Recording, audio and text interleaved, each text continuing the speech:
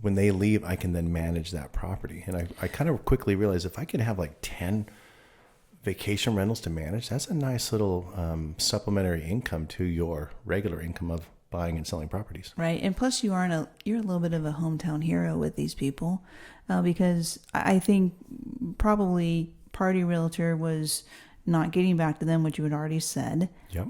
They probably felt that they were already being pretty neglected. It probably wasn't going to pan out for them.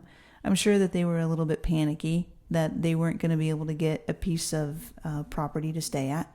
And then lo and behold, you show up out of nowhere and take care of it. And I remember there was a client from that list that was really looking for a place to stay.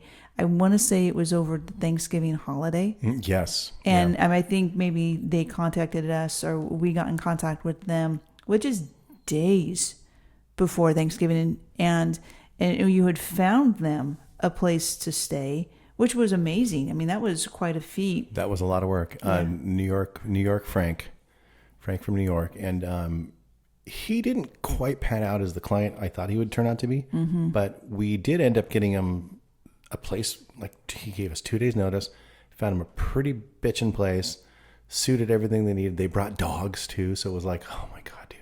So it was a lot of like extra sauce that had to be put on it, and got him a place. They loved it. And then a month or two later found him another place. Mm-hmm. Yeah. And we also got to use that vacation property, which we didn't even know about, for other people. Yeah. So you got to kind of deepen your client roster, but you also got to deepen your vacation home, roster. I got to put it in, in our back pocket. Cause man, once you hand a homeowner a check for their house and it's just sitting there anyways, and they're like, and then they're calling you, hey, yeah, thank you. Can I have another? Hey, we've decided not to come over Easter, we always do. Cause we kind of like that check for 10 grand. You're like, oh, of course you do. Yeah. Right. Yeah. Hey, that's okay. Nothing against that. No. Yeah. And we later on, Jenny and I, we managed a lot of vacation rentals, which at the time, it was good. Some of the clients were super picky, man. And some of the homeowners were super picky and a little bit dishonest, like not returning deposits and stuff. They'd say, hey, that client left a beer bottle in the downstairs bathroom trash can. You're like, dude, they're on vacation. Or they'd say they left wet towels on the tile floor. Yeah. Yeah. We put an end to that pretty quickly though, because it's not fair. No. To expect that somebody on vacation is going to have respect for your house. Yeah. We're asking that there's no damage that's done.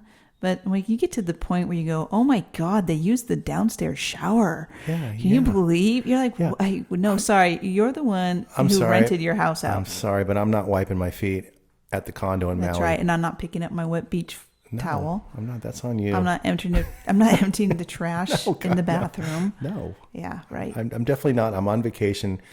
And the advice, if any homeowners are out there listening, dude, you don't live there. Mm-hmm. You gotta make it like a hotel condo, mm-hmm. or a hotel or a condo. You just, no personal effects there, nothing. Remember that one person, purple hair, and she got so upset that they had cooked bacon in her kitchen.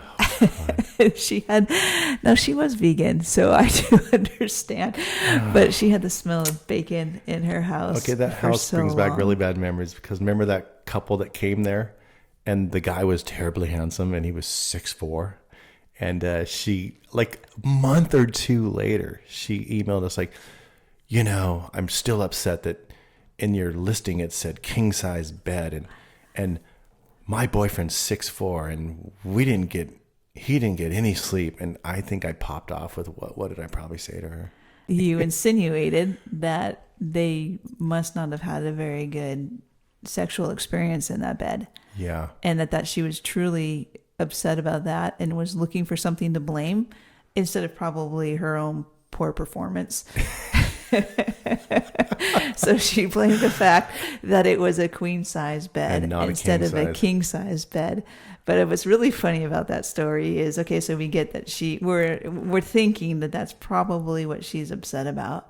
And you meant to send an email, I want to say to me I'm not sure who you were intending to email, God, but help in the me. email you had written, oh, it's probably because the poundings weren't that good. God, I hope you weren't going to go there. And she was on the receiving end of that. No, it was text messaging. You accidentally texted that to her instead of to me. And she was, at least she was bold enough to respond back to you. No, the poundings were just fine. And I think pretty much at that point in time, you both blocked each other. I did. I just was like, It was really embarrassing for you. I think I moved to the next town over. I just, God, it was so loud. And so, no, yeah, so vacation rental. So I get a call one morning from Party Realtor, and she was frantic. So she was super drunk and super hungover.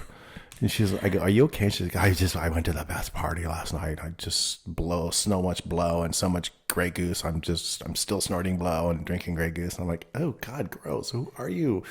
And she's like, you gotta do me a favor. Party Realtor. You gotta do me a favor. She's, you gotta check these people into Crazy Karen's house. And, they're on their way there right now. And I forgot. And Crazy Karen's house just happens to be one of the premier vacation rental spots in Laguna. Yeah, $30,000 a month, and it is the cutest. There's only a handful of those. There's only so many beachfront homes that you can literally possibly stay in Laguna Beach, and she had one of them. Yeah, Cape Cod, pool in the front courtyard, sick house, security gates. On a bluff overlooking the Pacific Ocean, on a private beach. Well, it wasn't private, but it wasn't accessible really. Stairs down to the beach. So really, the only people who could utilize it were people who had direct stair access. And this is what a dum-dum she was. She forgot they were coming, and they're on their way. Mm-hmm. She goes, I'm gonna text your number. And I'm like, bitch. And as soon as she said that, I was just like, over it. You know what I love about that is because you made this switch in your brain that she stopped becoming a friend that you were getting leads from, and she started to become somebody who was just in the way. Yeah. You know, I mean, there is a belief between us that people who are really kind of, let's just say, lazy, or they're unproductive, they're complacent. Yeah, they're not trying anymore. They've given up, you know, but they're still holding that spot where somebody is just taking up the oxygen. Yeah, just get out of my way. You know, they're just taking up the space. They don't have the heart in it anymore. They're not like passionate about it any longer. Yeah. And I really do think that something switched there where she went from being like your contact, and you know, and you respected her, and when she called up and just said, I'm too fucked up to come service this client on this really big account. And I won't go too into it because Jenny knows I'll just ramble. But when I was a contractor, I never got to meet the homeowners on these 10, 15, 20,000 square foot houses we were building. In fact, you were actually under a contract that said, don't talk to my clients. Anytime I got to meet a homeowner, I just knew that I would get extra work out of it. So I was going to be there.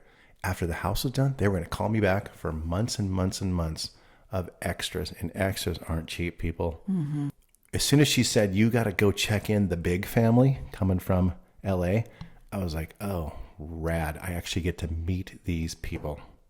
Now, I didn't know what was going to come of it, but I just knew that I get to meet them. Mm-hmm. And from there, it's up to me what I'm going to do with that. And I'm going to make them one of my contacts now. In one shape, form, or another. Right. Yeah. You know what's great about her calling you in her bender? Is it a bender or a bender? You're asking the wrong person, but I'm going to go with bender. Me too, because I'm not a party boy. Sounds better to me.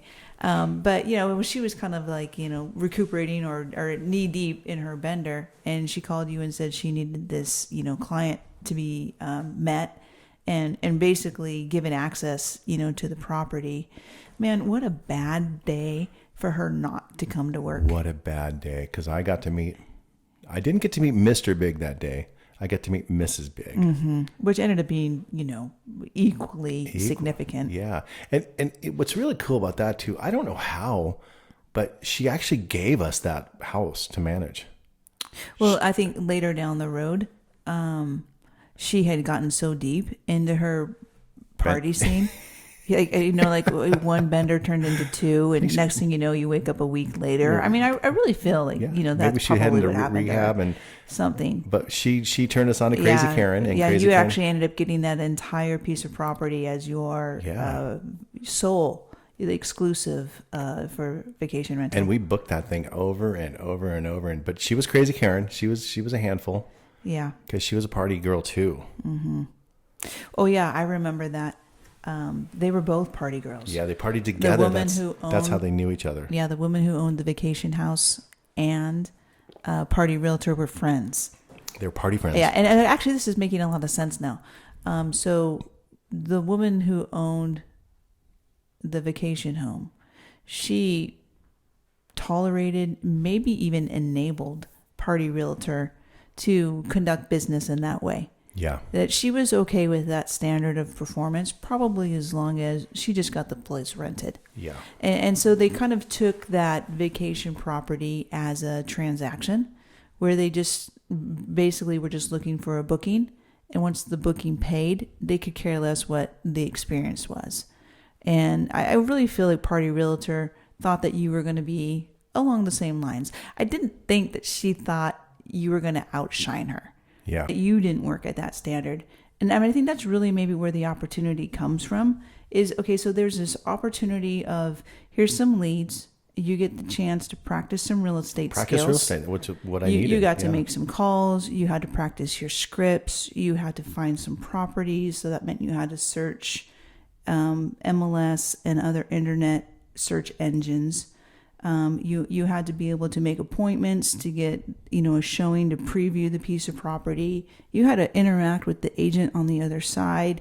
You had to show it to a client, or you had at least give them a description over the phone so that they'd have a good understanding. There's a lot of things that you were practicing there, which was opportunity enough in itself. You were practicing real estate. You were out there. Sooner or later that you were going to touch somebody that was going to lead to some sort of bigger piece of business. Yeah. Along the way too, I'm not super proud of it, but every contact that I contacted, I kind of said, hey, the owners let the other realtor go because of, poor service. And I'm the new manager of the house. Yeah, right. Kind of set the stage that I just made the title up and went with it. Yeah.